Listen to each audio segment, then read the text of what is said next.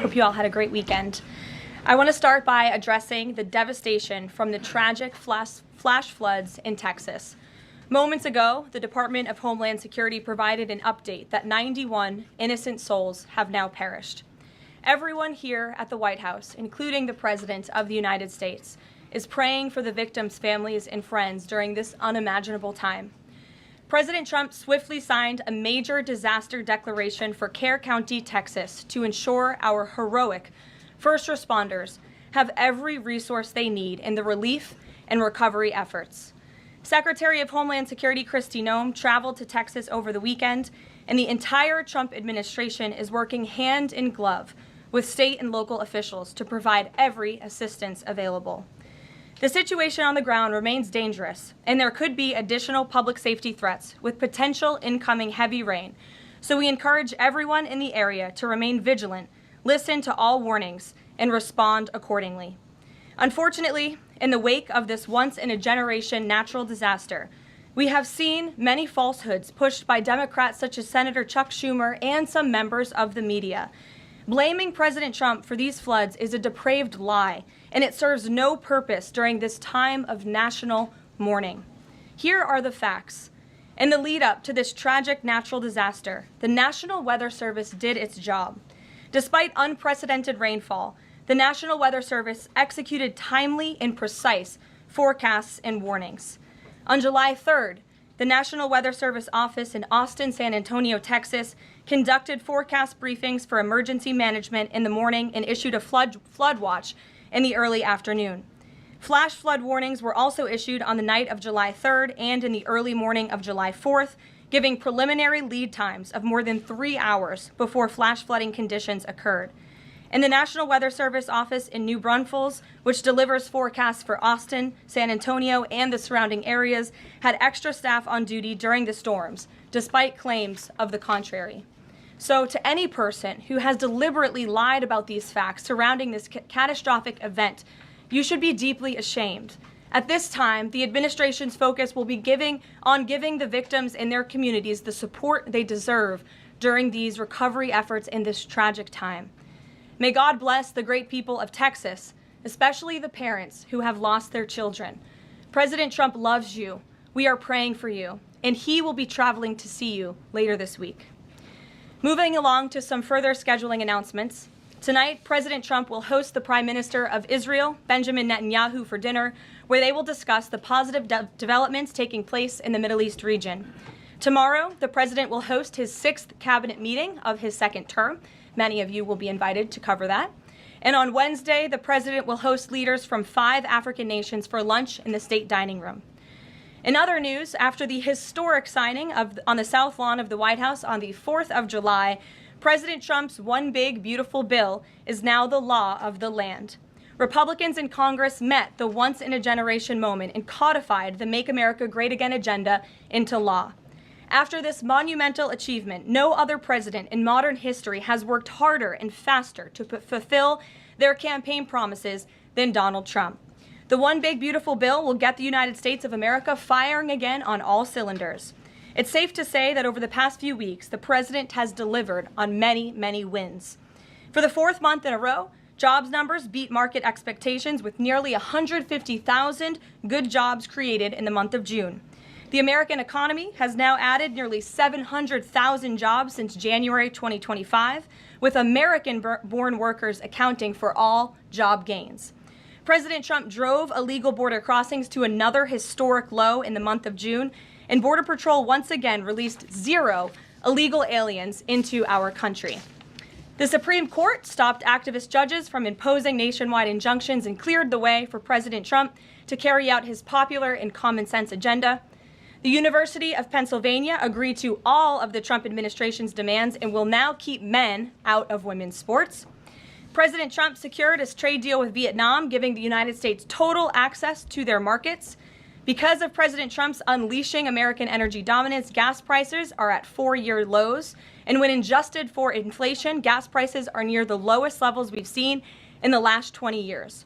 NATO members agreed to raise defense spending to 5% of GDP, a foreign policy feat long thought impossible until President Trump made it happen. The Operation Midnight Hammer obliterated Iran's nuclear capabilities, taking out this imminent national security threat not just to the United States, but to the entire world. The president secured a ceasefire between Israel and Iran, ending the 12-day war. The president brokered a historic peace agreement between Rwanda and the Democratic Republic of Congo. Pakistan nominated President Trump for the Nobel Peace Prize in recognition of his decisive diplomatic intervention to prevent a nuclear war between India and Pakistan. Blue-collar wage growth has seen its largest increase in nearly 60 years, and President Trump has defeated Joe Biden's inflation crisis with core inflation at the lowest level since March of 2021. And just about all of that has happened in the last 3 weeks, and I know you all know it because you've been very busy here covering it along with us. So with that, I will take your questions today as we kick off another very busy week here at the White House. We'll lead with our new media seat, Brian Glenn, who is, of course, very present in this briefing room. He's put in a lot of hours covering this president, so we're glad you finally have a seat today. Brian, go ahead. It feels great to sit down. Thank you very much. You're welcome. I want to go back to the hurricane. You said that President Trump is scheduled to go to Texas later this week. Can you speculate on what day and what he has plans? Sure.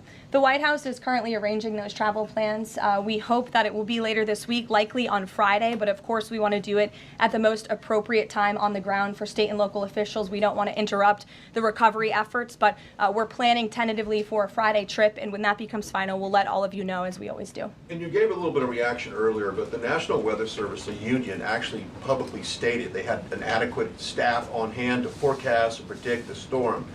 You shared your thoughts earlier on how the way the left has really weaponized this to blame the deaths in Texas on Trump. Want to comment on that again?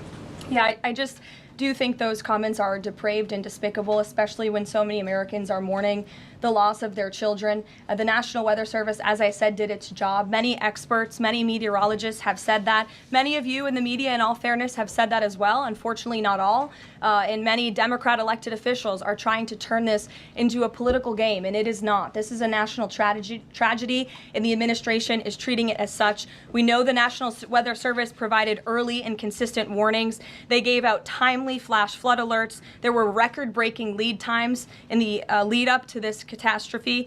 There is ongoing flood monitoring, and these offices were well staffed. In fact, one of the offices was actually overstaffed. They had more people than they need. So any claim to the contrary is completely false, and it's just sad that people are pushing these lies. Can I just get one more? Sure. Kind of a little bit of breaking news. The Department of Homeland Security is moving to end the TPS status on Honduran and Nicaraguan migrants. Yes. Any plans to adding additional countries that you could be targeting? Just a reaction. Sure. Well, I won't get ahead of the Department of Homeland Security on additional countries, but as you pointed out, they did end temporary protective status for Nicaraguans and Hondurans in this country because TPS, temporary protective status, is temporary by definition. It is not meant to be a permanent path to residency or citizenship here in the United States of America. It was originally granted to Nicaraguans following a natural disaster in 1999. That doesn't sound very temporary to me, and as well as Hondurans in 1999 after the impact of Hurricane Mitch in 1998. And so this administration is doing what it promised to do, and if individuals from these countries want to come here, they have a legal pathway to do it, but temporary protective status was never meant to be permanent. The previous administration abused this status and this parole program, essentially treating it as such, and we're not going to tolerate that any further. Thank you, Brian. Megan. Secretary Bessent said yesterday that countries will boomerang back to the April 2nd tariff level starting August 1st. Why did the president decide to have those tariffs not take effect Wednesday as originally scheduled? And then I was also wondering if you could share, obviously we saw the letters the president sent out on Japan and South Korea, but if any other major U.S. trading partners are getting letters today. Sure, yes, I can confirm. In fact, I have those letters. If you could get me the folder with the letters in them, Liz, they're right in the previous office. I have the signed letters that went out to both South Korea and Japan today, and there will be approximately 12 other countries that will receive notifications notifications and letters directly from the President of the United States. And weeks ago, I stood at this podium and I told all of you that the President was going to create tailor-made trade plans for each and every country on this planet. And that's what this administration continues to be focused on. The President will also sign an executive order today delaying the July 9th deadline to August 1st. So the reciprocal tariff rate or these new rates that will be provided in this correspondence to these foreign leaders will be going out the door within the next month, or deals will be made. And those countries continue to negotiate with the United States. We've seen a lot of positive developments in the right direction, but the administration, the president, and his trade team want to cut the best deals for the American people and the American worker. That's what they're focused on. And in the effort of transparency, these letters will continue to be posted to Truth Social, so you can enjoy them yourself. Go ahead. Thanks, Caroline. Just about the visit of Prime Minister Netanyahu today, I was just wondering why that is not open to the press. Previous visits by him, we've had Oval Office press conferences. Does that reflect somehow the kind of sensitivity of this particular visit? No, they're having a private dinner. There's many important matters that are obviously ongoing in the region, as you know. The utmost priority for the president right now in the Middle East is to end the war in Gaza and to return all of the hostages. Also, as you know, there was a ceasefire proposal that Israel supports that was sent to Hamas, and we hope that they will agree to this proposal. We want to see all of the hostages released. That's on the top of the president's mind, so that will be discussed, as well as the many other positive developments we've seen in the Middle East. I want to go back to the trade deals. As you see, we have these beautiful letters that the president has signed. This one is to the President of the Republic of Korea, original signature on that, and these will be mailed. And then here we also have another letter to the Prime Minister of Japan as well. Both countries will be receiving a 25% tariff rate effective on August 1st. Go ahead. Thank you so much. You said it, and the President said it many times, you want to see an end to the war in Gaza. Will he give guarantees during this 60-day period of ceasefire that actually the war will end? Because this is a sticking point with Prime Minister Netanyahu, and I'm wondering if they see eye to eye on this point. And how do you see the next day? What the next day in Gaza will look like? Look, right now the president is focused on today and to get the Hamas to agree to this ceasefire. I don't want to comment on the details of the arrangement out of respect for these negotiations, but a agreeable and appropriate ceasefire proposal has been sent to Hamas. And I can also tell you Special Envoy Witkoff intends to travel to Doha later this week, where he will continue to engage in these discussions. And the Qataris and the Egyptians have been incredibly helpful partners in mediating these negotiations and discussions to bring peace to this region and end this conflict once and for all. Kristen. Two questions. Thank you, Caroline. Sure. The first question is President Trump reconsidering his plan to phase out FEMA, given what officials have said is their critical role on the ground now in Texas? Look, the president wants to ensure American citizens always have what they need during times of need. Whether that assistance comes from states or the federal government, that's a policy discussion that will continue. And the president has always said he wants states to do as much as they can, if not more. And in the case of Texas, the state and local officials are doing a tremendous job. And I know the president, Secretary Noem, and the federal government are very proud to be working with them. And the president has promised to give Texas the assistance that they need during this tragic time. Just one follow-up on cuts overall. Over the weekend, President Trump said that Elon Musk was a train wreck. Are there, given this current viewpoint, are there concerns within the White House or from the president himself over the cuts that happened under Musk while he was advising DOGE, including the National Weather Service? I think I've already addressed that, Kristen, and what I can tell you is that these offices were fully staffed. The San Angelo office was fully staffed with 12 forecast meteorologists. There were no vacancies. The San Antonio office was operating with 11 forecasters, and as Brian said, the union themselves said that there was adequate staffing. So I think those words speak for themselves, and the numbers speak for themselves. This was a once-in-a-century flash flood, a tragic natural disaster, and the administration is doing all that we can on the ground to help these families during this time of need. Jeff. Thanks very much, Caroline. Just following up on Kristen's question, is it still the president's plan to phase FEMA out by the end of this year? I just answered Kristen's question for you. One more, hold on, one more. Sure, I'll give it to you. Go ahead. The follow-up on trade as well. 12 more letters coming, you said. Can you give us a sense of which countries those are? I'll let the president reveal those in very due time. Keep your eyes on Truth Social. Michael in the back. Thank you, Caroline. An armed shooter today was shot in McAllen. Texas after opening fire on Border Patrol agents. It comes just days after Democratic Congresswoman Pramila Jayapal recently said she gets, quote, inspired when activists obstruct ICE. Does the White House expect Democrats to tone down their rhetoric in light of what we saw today in McAllen, Texas? We certainly call on Democrats to tone down their rhetoric against ICE and Border Patrol agents who, again, are everyday men and women. I would encourage AOC and other Democrats to actually meet with the United States Border Patrol. These are honorable Americans who are just simply trying to do their job to enforce the law. They go home to their families every night just like we all do, and they deserve respect and dignity for trying to enforce our nation's immigration laws and to remove public safety threats from our communities. The White House is aware of the shooting that took place today in Texas, and we are working with the appropriate federal agencies to get to the bottom of what happened. Karoline, the DOJ and FBI have now concluded there was no Jeffrey Epstein client list. What do you tell MAGA supporters who say they want anyone involved in Jeffrey Epstein's alleged crimes to be held accountable? This administration wants anyone who has ever committed a crime to be held accountable, and I would argue this administration has done more to lock up bad guys than certainly the previous administration. And the Trump administration is committed to truth and to transparency. That's why the Attorney General and the FBI Director pledged at the President's direction to do an exhaustive review of all of the files related to Jeffrey Epstein's crimes and his death. And they put out a memo in conclusion of that review. There was material they did not release because, frankly, it was incredibly graphic and it contained child pornography, which is not something that's appropriate for public consumption. But they committed to an exhaustive investigation. That's what they did, and they provided the results of that. That's transparency. Follow up on that, Sure. Caroline. Okay, so the FBI looks at the circumstances surrounding the death of Jeffrey Epstein. According to the report, this systematic review revealed no incriminating client list. So what happened to the Epstein client list that the Attorney General said she had on her desk? Well, I think if you go back and look at what the Attorney General said in that interview, which was on your network, on Fox News. Got the quote. Go ahead. John Roberts said, DOJ may be releasing the list of Jeffrey Epstein's clients. Will that really happen? And she said, it's sitting on my desk right now to review.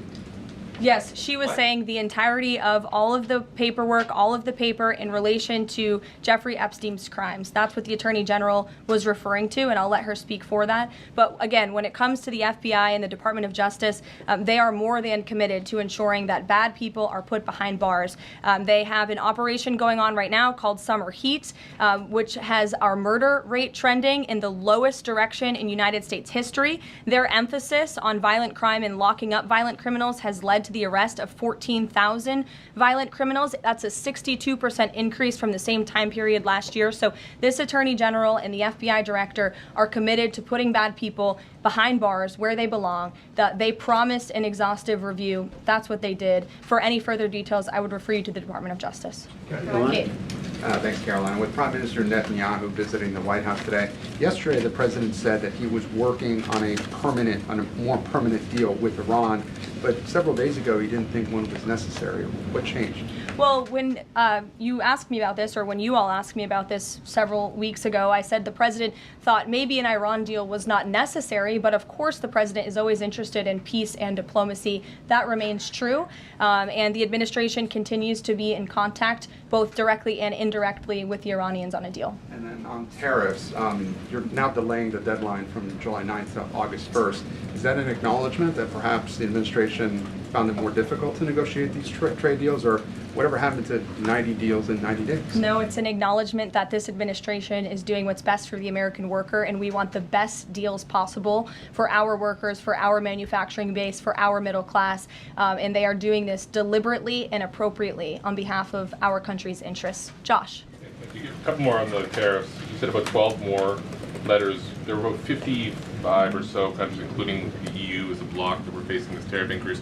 All of those, to understand me correctly, are now deferred to August 1st, right? Correct. And on the 12, what happens with the remaining, whatever it would be, 40-something? So just 12 today. There will be additional letters in the coming days. So all of them are going to get a letter at some point? Correct. Okay, and can you tell me why he decided to start with South Korea and Japan? Are they annoying him? It's the president's prerogative, and those are the countries he chose. And on the sectoral tariffs, it's our understanding that these continue to be a separate track. We're still waiting on a bunch of those. That's right. Is there any timing update on when he's going to move on, for instance, semiconductor tariffs and other things that are still in the hopper? I don't have a timing update, but for where they are in the process, I would defer you to the Department of Commerce. Should we expect deals finally as well? He announced this Vietnam deal. Are you close on any other countries? The president and the administration, yes, we are close. But again, the president wants to ensure these are the best deals possible. And I would add just one more thing on trade and tariffs to wrap it up. Look at the extensive work this president has put into cutting these good deals and doing what's right for the American worker. He is literally looking at the map and looking at every country on the planet and seeing where they are ripping off the American people, seeing where they have hollowed out our industrial base, seeing where our jobs have gone to other countries overseas because of their tariff policies, and he's trying to correct that. So this is decades of bad trade policy that has led to a deficit that is ravaging our country, that is ravaging our middle class, and the president is taking a very deliberate approach to correcting this wrong of many decades, of many past presidents.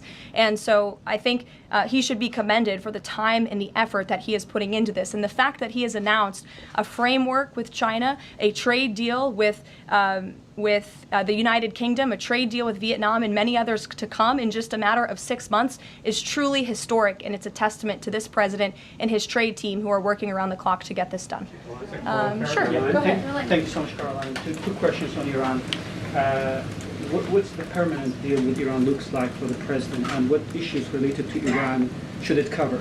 And secondly, has the president seen the interview with Iranian president, which he says that the United States president, Mr. Trump, is capable enough to guide the regions toward the peace and brighter future and put Israel in its place, or it gets more into conflict? Has the president seen these comments, and what's his reaction to these comments? I'm not sure if he's seen those comments, but certainly I think it's true that the president is the right man for the job to move the direction, this region into the direction of peace and stability for the future. That's what he and his national security team are working on every day, and we've already seen historic achievements in that direction. Go ahead. In the back. Kelly, go ahead. Okay, great. Thank Sure. you. And then in front of you. Okay, a couple questions for you. First, on Y'all need name tag signs. First question on the flooding in Texas. Sure. I know there has been some concern about the timing of the alerts, knowing that they did go out, but the warnings coming out in the wee hours, so while many people were likely sleeping. Can you share just details what you know about why those warnings were sent while people were likely sleeping, and then what the administration is doing to ensure that these alerts come out sooner? Well, the alerts imminently were sent out before the flood when people were sleeping because the flood hit in the very early hours of the morning. So people were sleeping in the middle of the night when this flood came. That was an act of God. It's not the administration's fault that the flood hit when it did. But there were early and consistent warnings. And again, the National Weather Service did its job. On July 2nd, there were initial notices of potential weather and flooding risks were issued. On July 3rd, escalating warnings throughout the day with a flood watch issued at 1:18 p.m. And then later at 6:10 p.m. on July 3rd, the Weather Prediction Center warned of excessive rainfall and a high likelihood of flash flooding. At 6:22 p.m. July 3rd, National Weather Center issued a hydraulic warning highlighting considerable flooding risks, including in Caryville County. And then there were the timely flash flood alerts at 11:41 p.m., 1:14 a.m., and then another flash flood emergency warning issued at 4:03 a.m. just before the flood hit. So those were all of the warnings that went out to the affected area and region. Go ahead. One question on education funding Go for ahead. states Thank you and very local much. I appreciate it, districts. Caroline. Two questions for you related to the Prime Minister's visit today. Number one, there's a report circulating that the Gaza Humanitarian Foundation provided a proposal to the White House to build these so-called humanitarian transit areas inside and outside of Gaza. The GHF is insistent it has nothing to do with that proposal. Can you shed any light on whether the White House has received such a proposal, and if so, from whom? I'm unaware if a proposal from the Gaza Humanitarian Foundation was sent to the White House. I haven't seen it, but I can ask our National Security Council. And also a document circulating that the White House is prepared to lift the Foreign Terrorist Organization designation from HTS, the group of President al-Shara in Syria. Can you confirm that that's taking place? Again, I haven't heard that, or I'm not aware of that action taking place. As you know, we did lift particular sanctions on Syria, but we did leave them on for particular terrorist groups. If that has changed, we will, of course, let you know if there's a change in policy, but I'm unaware of one at this time. Sure, go ahead. Me? Me? Hi, Caroline. Thank you. And then you can go too, since you're so eager. Ahead of the president's meeting with Prime Minister Netanyahu today, is there a scenario where Israel has made it clear that they will not bring an end to this war until Hamas is decimated? And the president just 5 months ago suggested a potential takeover of Gaza. Is there a situation where tonight the two men will change their posture, and in the scenario that Hamas turns over the remaining hostages, that the war could come to a permanent end, and that they will seek that under that scenario that they would essentially try to bring this war to a permanent end beyond just that 60-day ceasefire? Again, you're putting a hypothetical situation in the air, so I don't want to comment on that out of respect for these ongoing negotiations and discussions that are taking place. But as for the takeover of Gaza, I don't believe the president ever said that. I think he discussed a rebuilding of Gaza once this war is over. This has become an uninhabitable place for human beings, and the president has a big heart. He wants this to be a prosperous, safe part of the region where people and families can thrive, and there will be a need for a real rebuilding effort when the time comes. But right now we need to end this war, and we need to bring all of the hostages home. The president is adamant about that. The war tonight? Look, again, I will let the president speak for himself later if he decides to comment on the details of the agreement, but out of respect for the discussions, I won't do that from the podium. Go ahead. So Congressman Lawler and Gottheimer have introduced a bill in Congress, the Bunker Buster Act, that would allow the United States to sell B-2 bombers and bunker buster bombs to Israel. Is that something the president would support? Well, I don't know if the president's aware of the Bunker Buster Act, but I will ask him and see what his opinion on that is. I'm not sure. All right, thank you. Caroline. Thank you, Caroline. Building off of the question earlier about the shooter in Texas who targeted ICE, Axios reported today, I believe, that Democrat lawmakers were saying their constituents are calling on them to be more violent when they go to ICE facilities, including, I believe, they want them to shed blood, and that they said that Democrat lawmakers should be willing to get shot themselves. Can you respond to that, and do you have concerns that any of these lawmakers might act on the wishes of their constituents? It's hard to believe anyone with morals in this country or decency would say such a thing. Obviously, the White House condemns that rhetoric, and we condemn violence of any kind. This administration is simply trying to enforce our laws, and we must be a nation of law and order. You cannot simply waltz across our border and live here illegally and expect to stay. We are going to enforce our nation's laws, and the men and women who are doing that are doing so in a respectful way. They are doing so within the confines of the law, and they are just trying to do their jobs. And we condemn any violence or any calls for violence of any kind against any American. Go ahead. Thank you, Caroline. I wanted to ask you if... I was not calling on you, but you can go ahead. It's fine. There's a lot of people in here today. President Trump already saw the letter that the Colombian President Gustavo Petro sent him, apologizing for his comments a few weeks ago, suggesting that there was an involvement from the U.S. government in an alleged coup d'etat in Colombia. And Secretary Rubio recalled the U.S. Chargé d'Affaires in Colombia. Did President Trump saw that letter, and what do you think about the comments from President Petro suggesting that the U.S. has some kind of involvement in a coup? I'm not sure if the president has seen that letter, but I can check with him in the National Security Council. We will get you a response if you follow up with my team. We will find out for you. Caroline. Sure, go ahead. Thank you. Iris, go ahead. Thank you, Caroline. Thank you, Caroline. On two topics. First, I love how excited everyone is on Monday. Yes, Raquel, you can go after. On two topics. First, tariffs. The president announced last night that any countries aligning themselves with the anti-American policies of BRICS That's right. will be charged with an additional 10% tariff. Can you tell us more details on that? What specific policies is the president talking about here? What policies should countries stay away from to avoid being subject to additional tariffs? Sure. Well, the president feels, generally speaking, that BRICS is seeking to undermine the interests of the United States. It's the president's utmost responsibility to put the interests of the United States first. That's how he views his job as president.